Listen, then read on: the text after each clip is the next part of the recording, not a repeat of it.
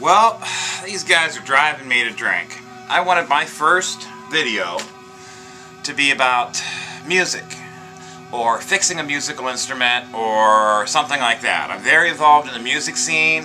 What is playing right now is Simeon Soul Charger. They're presently on tour in Germany.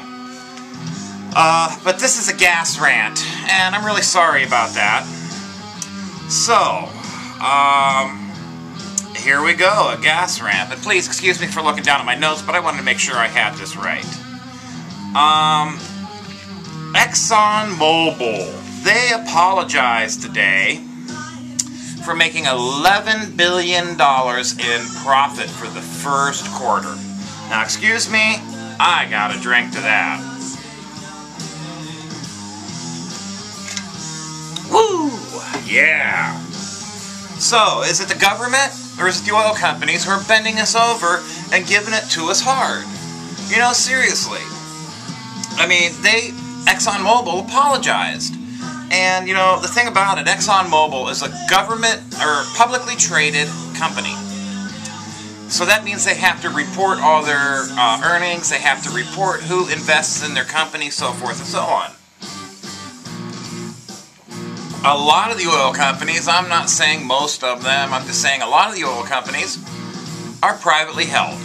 And a privately held gas company does not have to report its earning, it does not have to report its investors.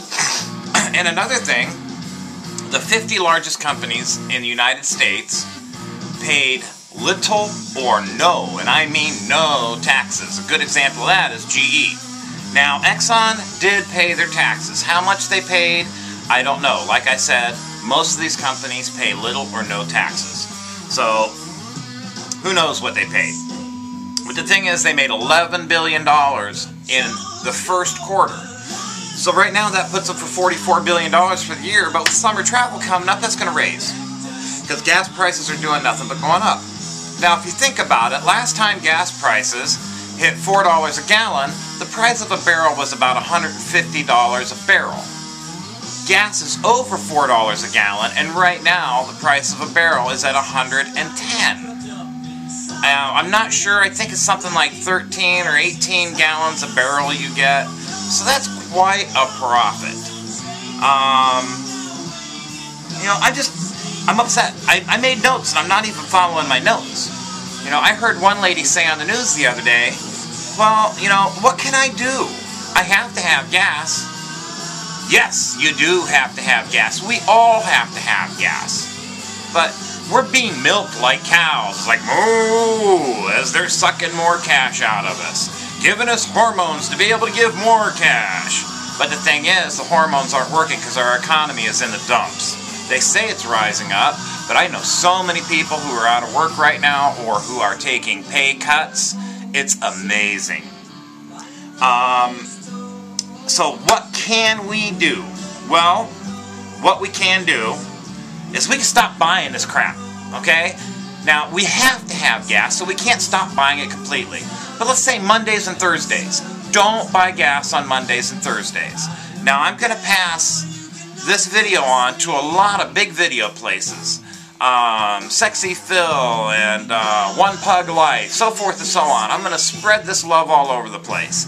And I'm going to ask them to jump on the bandwagon too. Don't buy gas on Mondays and Thursdays. If you fill your tank when you get paid, that should get you at least through the work week. And if you cut down on your running around, like, hey, you got kids in baseball, soccer, football, what have you, carpool. You know, moms and dads get together in your minivans, pack that thing full of children, pack them in there like cordwood. I used to. When my kids were growing up, I drove a Chevy Impala. Sometimes we'd have 6 or 8 kids in there going to soccer practice. I helped coach at the time, so we'd just pack it full of kids.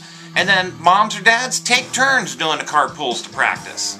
And if someone can't carpool because their vehicle's too small, hey, give the mom and dads who are $10 for the week. Or, you know, even a little better would help. I mean, it all helps. So that's one thing we can do. And another thing we can do is tune-ups on your cars, okay? Now, tire inflation. I keep my tires recommended at 34 pounds. I keep my tires at 36 pounds. And from what I understand, that gives me just a little bit extra rollout, so I get a little bit better gas mileage. tune-ups and oil changes really, really, really help your gas mileage. Okay, so if you keep your car tuned up, keep your oil changed, keep your tires inflated to their proper amount, if not just a tad more, that'll all help. Then another thing, driving habits.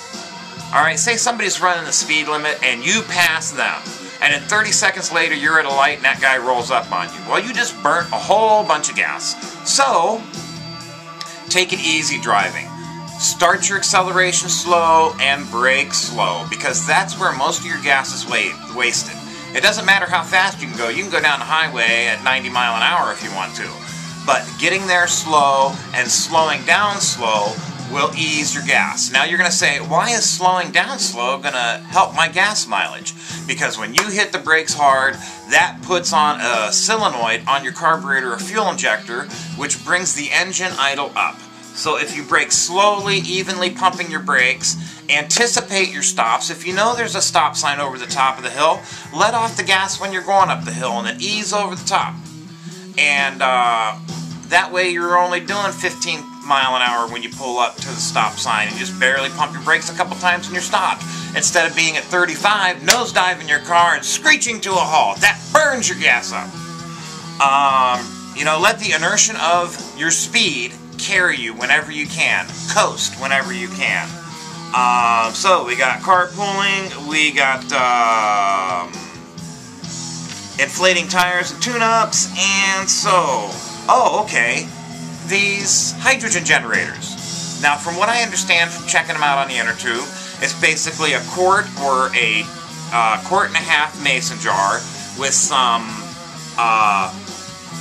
stainless steel discs stacked in them, an electrode, and distilled water. And as the electrode hits the water and charges the water, the stainless steel plates give off a hydrogen gas. Now, some people are saying they're getting double the gas mileage. And from studies I read, it's improving gas mileage by 35 to 40% on average. And some cars are, some cars are purporting well over doubling your gas mileage. Like one guy saying he gets 320 miles to the tank full.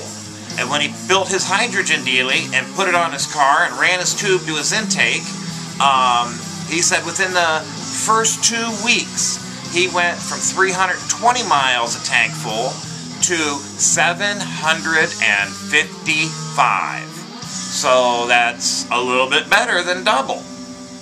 Not by much, but it is better than double. And these things supposedly only cost about $50 to $75 to build. You put a bunch of discs of stainless steel that are slightly separated, kind of like cooling fins, in a mason jar, and you put some type of an electrode down in there. I'm not sure what it is. It runs off your 12-volt DC, and it charges the water. So as the water is charging, it gives off a gas from the stainless steel, and that produces hydrogen. So, okay, let me look at we're cows. Oh, and we are sheep. We are just like sheep, being led to slaughter. We're just, we're on our way to slaughter, man. We're cows being milked. You know, I think I said everything I need to say. So people, let's stop buying gas on Mondays and Thursdays, okay? And if you can only do it one day a week, do it on Thursday, because that's usually when they hike the prices. And pass this on to your friends, your brothers, your sisters, your mothers. Pass it on to everyone, okay? Let's stop buying gas, because if these oil companies and the government see we're not buying gas 2 days a week, and on Mondays and Thursdays they see a big drastic drop, they're going to take notice. And they're going to drop these gas prices. Call your senators. Call your congressman. Call the president when he's holding one of these hometown meetings on Facebook or YouTube. Call him and let him know you are absolutely disgusted with the profits that the gas companies are making, and you're absolutely disgusted with the price we're paying for gas. They are taking food out of our children's mouths. Now me, I'm blessed. My children are 25, 26, and 27. I have Irish triplets. Beautiful children. But they're out there and they have children of their own. And so now I'm not worried about myself. I'm worried about my kids.